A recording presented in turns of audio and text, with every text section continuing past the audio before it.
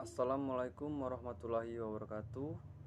Saya Putama Nanda Gusomba, NIM 1911270050.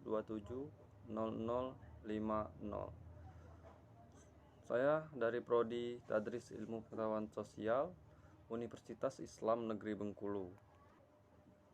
Di sini saya akan menjelaskan tugas ujian akhir semester saya dengan mata kuliah Patologi Sosial yang diampu oleh Bapak Sepri Yunarman, MSI.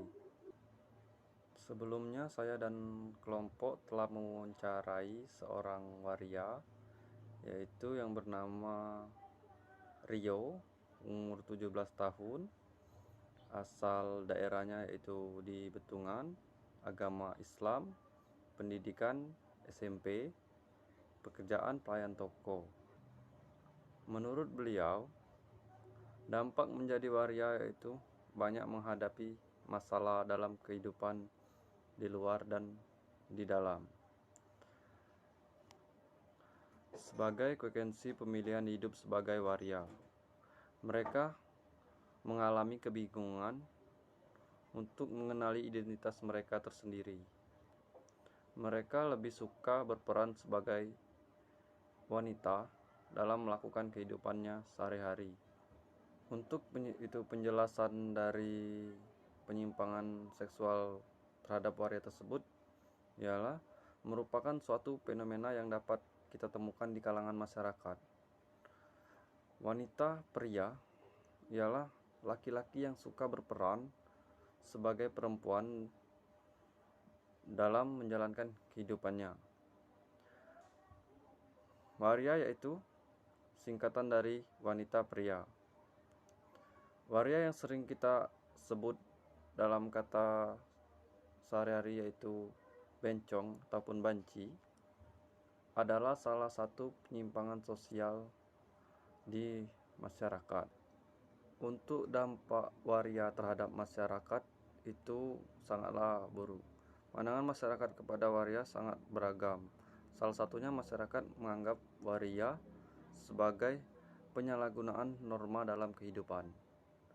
Tapi ada beberapa masyarakat yang menilai waria hanya interaksi dia dengan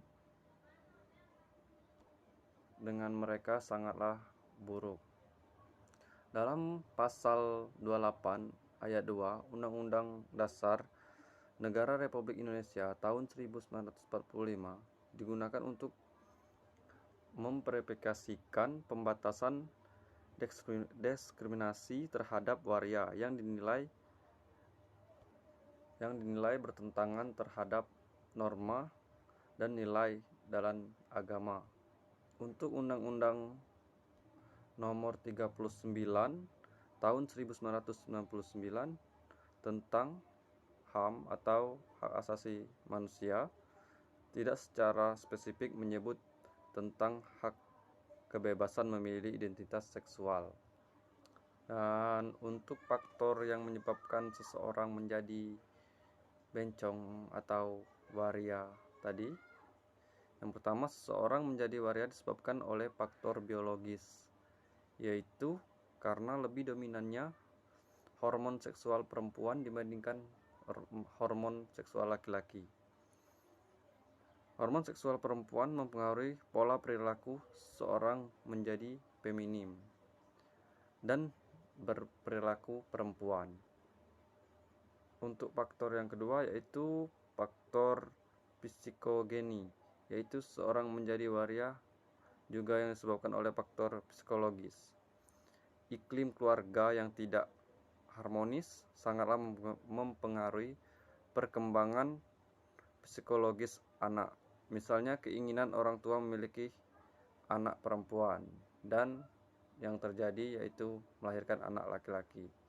Maka dari itu bisa terjadi atau bisa menyebabkan anak tersebut memiliki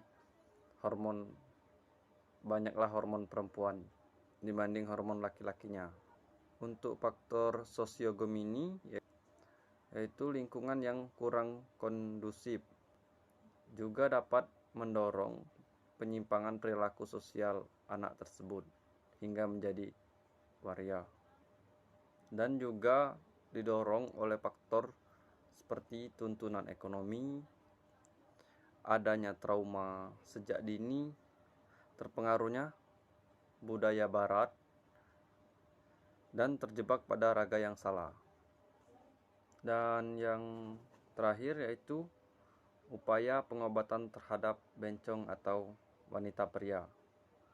Yang pertama itu dari pihak keluarganya masing-masing untuk yang terdekat, mencarikan pasangan hidup yang tidak sejenis.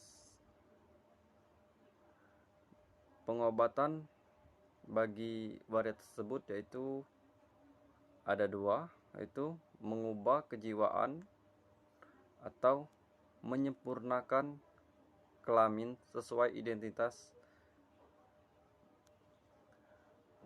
gender yang paling dia mau.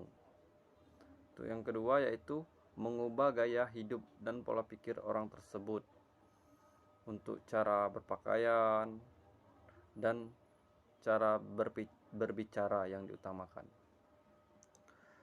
Menggemari gaya hidup seperti laki-laki normal, kurangi berkumpul dengan teman perempuan, bergaul layaknya seorang lelaki,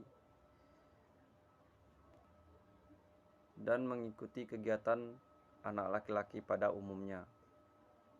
Ada juga melalui teman dekatnya, yaitu memancing sifat kejantanan seorang waria tersebut dengan cara yang cukup keras, seperti memukul, memendang, dengan tujuan agar si waria itu marah dan menjadi lelaki seutuhnya.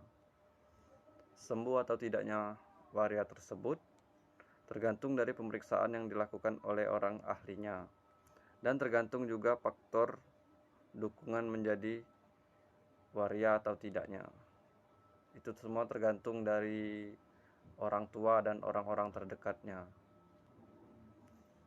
Baiklah, itu saja yang dapat saya sampaikan atau saya jelaskan. Lebih dan kurang saya mohon maaf. Saya akhiri.